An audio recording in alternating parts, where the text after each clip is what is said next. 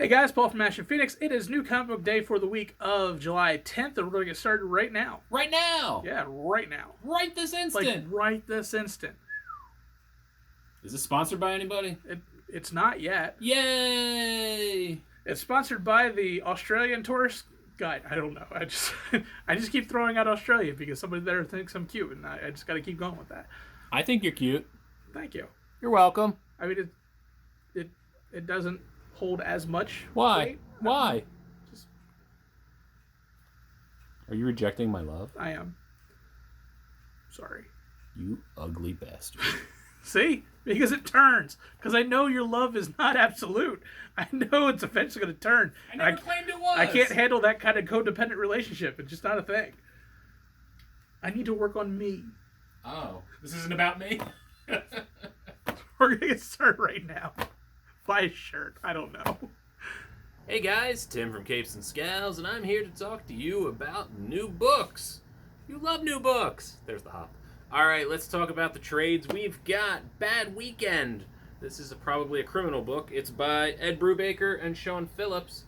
The last one they did really well. All my friends are junkies, or most of my friends are junkies, or something to do with junkies. Be brave, like Aquaman. Get in the water, kids. You won't drown. Let's see here. We've got a bunch of little golden books. These are pretty sweet. So we've got Star Wars, Starships, Speeders, and Space Stations. That's a lot of fun. We've got Avengers, Battle on the Moon. These are awesome. I got one for my daughter. That's Captain Marvel. Look, she's fighting Moonstone. How cool. And then we've got Star Trek, Too Many Tribbles. Why Too Many Tribbles? I peeked at this one. I like how it ends, so you know. Then we've got Friendly Neighborhood Spider-Man. This is what, Tom Taylor? Yeah, Tom Taylor. This is volume 1 of that.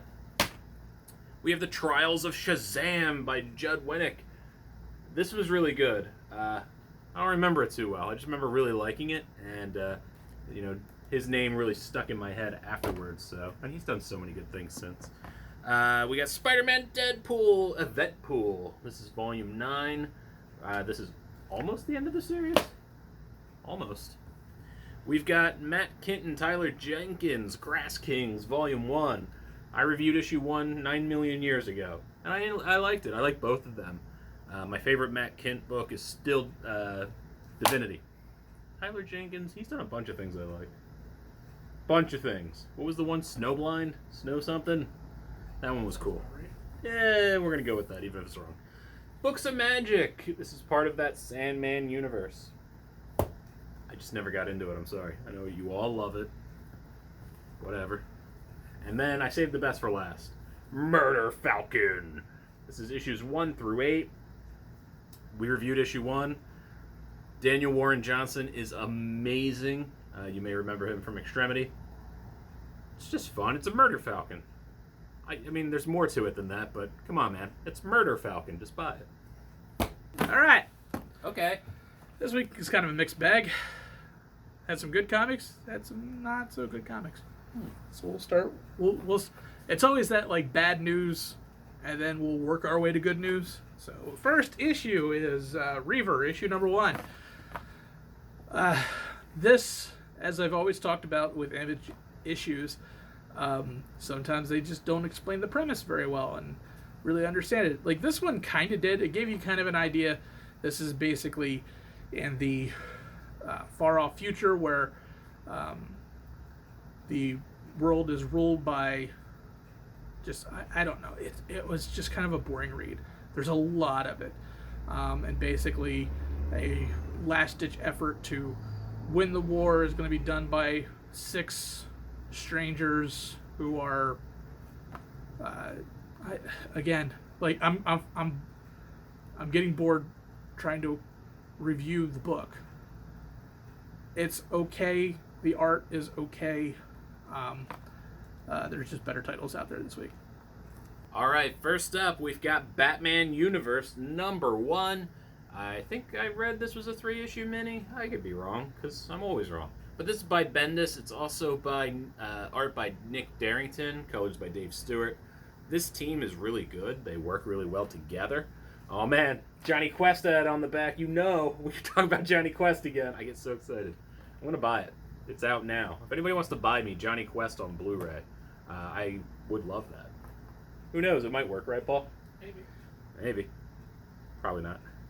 But anyways, this is about. You like how I lost complete thought of where I was? What book am I talking about? Johnny Quest. Just like last week. Johnny Quest just gets me, man. Johnny Quest gets me. We're talking about Batman. This is a Riddler story. I love the Riddler. He is my favorite Batman villain, and when he's done right, it's fantastic. Bendis does some pretty cool things here, and the art really complements it. Where Batman is sent a very lazy riddle at the beginning, and Alfred's like, "I'm losing respect for the Riddler. What's going on here? Be careful. This just seems so easy." Basically, when is the Riddler not the Riddler? Well, you find out pretty quickly when he enters a museum that is full of Riddlers. And it's a pretty creative way to get all these people dressed like Riddlers to fight the Batman. I don't want to spoil it for you, but I really loved it. And then there's a tie-in with Jonah Hex, of all people. And it's going to be very interesting to see where this goes. A lot of characters show up that you're not expecting. And it's a really cool setup. And if this is just going to be like a short 3-issue mini, I think it'll be a lot of fun. I enjoyed it. And if you're a fan of Bendis, he's on fire with this one. Next up, we have Lola, issue number 1. This one is a little bit better than the last book. Unfortunately, this does fall under you having to understand the story previously. I guess it expects you to have not come into this book blindly. There is a smattering of enough to kind of explain what is going on. If you've kind of watched The 100 from the CW, it's something along those lines where basically you have a group of people after nuclear wars and after all of these terrible things that we've done to the planet, kind of living on the society, and then you have this underground, much creepier society of kind of like if you're watching this like the CW, they're not weather people. They're big government. They haven't been able to live on the land because they weren't irradiated along with the rest of the people, so they can't kind of survive, and they're kind of experimenting on people. Wow, this really is kind of the 100. The art in this book is absolutely beautiful. That is worth checking this book out on its own.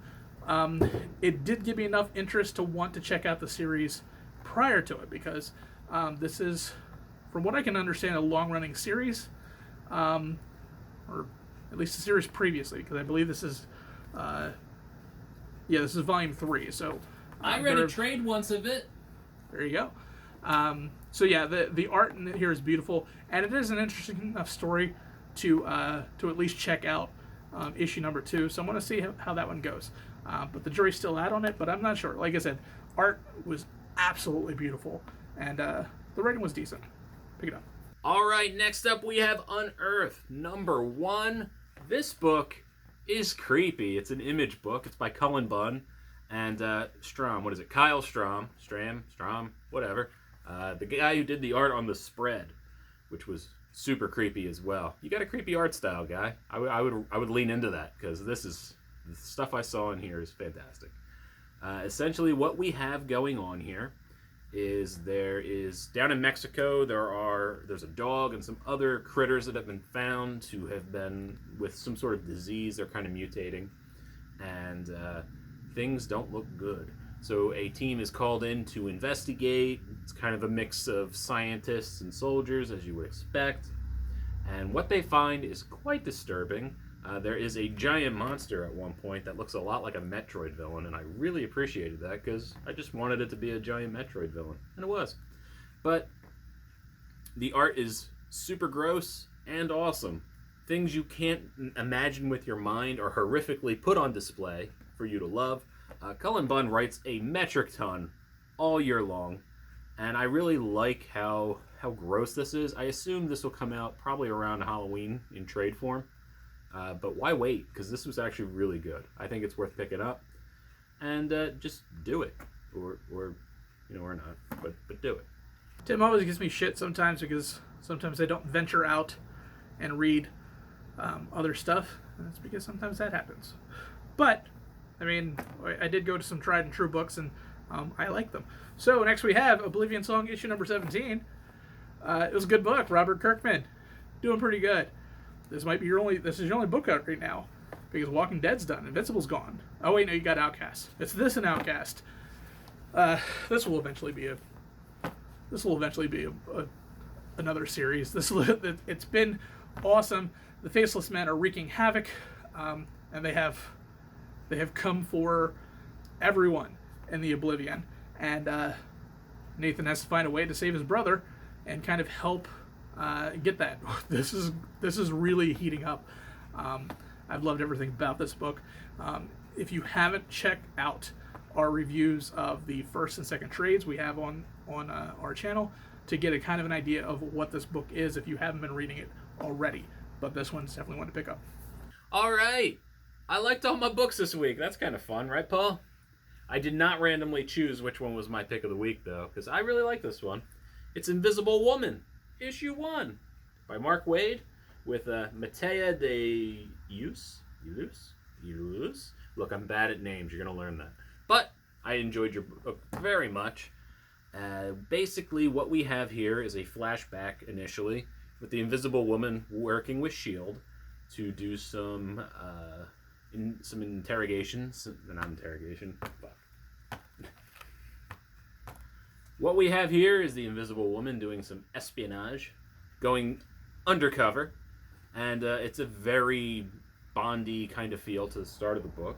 We're introduced to another character that'll be relevant later, and then we flash forward to Sue Storm, modern day, and it's kind of interesting because she puts in perspective her world at the moment, where, you know, the Thing just got married, Johnny's always doing his own thing, he's a little wacky, Reed is doing a lot of science stuff, trying to catch up with the world since they came back from being gone, and the kids are old enough, they don't want to hang around mom and dad, they're doing their teenage thing, so she's kind of all alone. She says the best thing in the universe is a cup of coffee. She's correct, because when you go on some weird alien adventure, you might not get a good cup of coffee. I would try alien coffee, by the way, so you know. But Mark Waid is super good, man. Mark Waid has not really dipped in a long time. Like, he's doing so good when he does Archie. I know Spencer's on it now, but this book's just so much fun. It's a little superhero. It's a little spy. Things tie back together. There's some cool Nick Fury moments in it as well. I mean, it's got this crazy Adam Hughes cover, too. Like, Adam Hughes, I don't know what deal you made with the devil, but it's probably worth it, because that art's insane. But this book's a lot of fun. I don't know how many issues is this? 5 issues? 5? 5 issues, people. You should be reading it. It's great. I just feel like I'm going to broken record just keep telling you it's great. Just get it. You need it. You'll love it. I promise. Probably. Again, tried and true stuff, man. My pick of the week is Batman issue number 74, and this was a fun story. This is the end of this arc where Thomas Wayne is kind of bringing Batman to the Lazarus Pit to bring his wife back, because in his eyes, he feels that if his parents are alive, that Batman can move on and not be Batman anymore. And the entire story is based on a very kind of morbid allegory that I do remember reading as a child about a pig and a wolf and a fox and a squirrel going for kind of a trip and ending up in a pit, and everybody eating each other until one person is left. And if you remember that story, it's very much tied to this issue as they go down into the pit to revive the mother. It's rough, but man, Tom King just really does a great job telling stories, and the art is Mikel Janin, and of course Jordi Belair. Jordi Belair? Yeah, Jordi Belair. She everywhere. She's everywhere, but she does an awesome job with this. So does Janin and King. I'm really looking forward to seeing where this goes. You should pick this up. All right, guys, that's the end of the video. That's it. We're done. Now, it's about time we gave back to you. So if you want to make a creator really happy, you can go to Epic Games, because we're an affiliate of Epic Games, those Fortnite people. Isn't that great, Paul? It is. It's really great. So if you go there where it says support a creator, when you're going to purchase anything from them, they do Borderlands, Fortnite, Adventure Math, right? Remember Adventure Math? No. No one does, but I bet you can find a download of it. And if you put in the creator code of Team-Ashen, you can get... What do they get, Paul? They get nothing. You get nothing! Good day, sir! We just get credit for the purchase. We get credit for the purchase, so we get something. Yes. If you love me, like I know you do, I'm looking at you. Not you, move. You. You can put that in and you can help Team Ashen. And you know what? If enough people do it, I'll get a cup of coffee out of this deal. And that's what life is about. That's what Invisible Woman said. Life is about a good cup of coffee. So, Team-Ashen at Epic Games. If you're going to make any purchases there, it would help the team. And me, more importantly, get a cup of coffee. That's all I care about. I'm not even going to talk about anything else. I'm not plugging anything else. Coffee is nice. Oh, and Johnny Quest on Blu-ray. That would be so good. That needs to happen. We need to do that, Paul. You just buy enough Epic Games stuff so that way we can afford to get him a copy, because otherwise he's not going to... This is 2 weeks in a row. 2 weeks in a row. I'm excited. I'm excited. Did everybody listen to the Reverend Horton Heat's cover of the Johnny Quest theme? It's so spectacular. Do it. It's out there. Find it. Good night.